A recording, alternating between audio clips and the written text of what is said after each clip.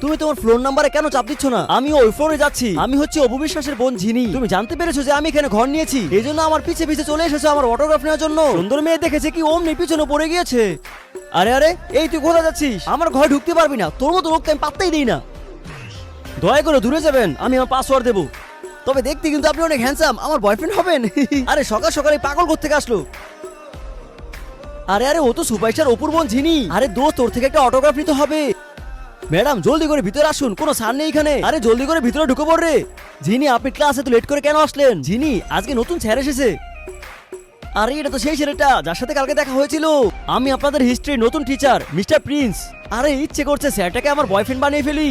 আরে আমার তো ইচ্ছে করছে স্যারকে আমি এখনই বিয়ে করে ফেলি। এখন আপনারা সবাই আমাকে গতকালকের হোমওয়ার্ক গুলো দেখান। আরে আমি তো করিনি। আরে ম্যাডাম আমি আছি তো, আমি গতকাল রাত্রে আপনার সব হোমওয়ার্ক করে ফেলেছি। আরে আরে, আমার অ্যাসিস্ট্যান্ট কত স্মার্ট।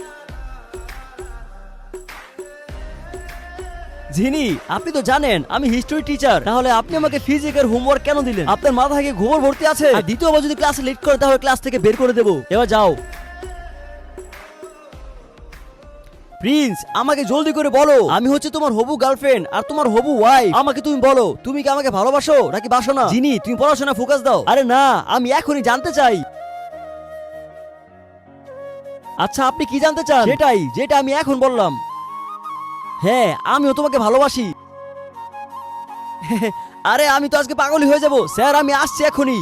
আর আজকে দেখবো তোমরা কাকে বেশি ভালোবাসো। মাকে ভালোবাসলে লাইক দিয়ে যাও, বাবাকে ভালোবাসলে সাবস্ক্রাইব, আর পার্ট 2 দেখতে হলে কমেন্টসে পার্ট 2 লিখো।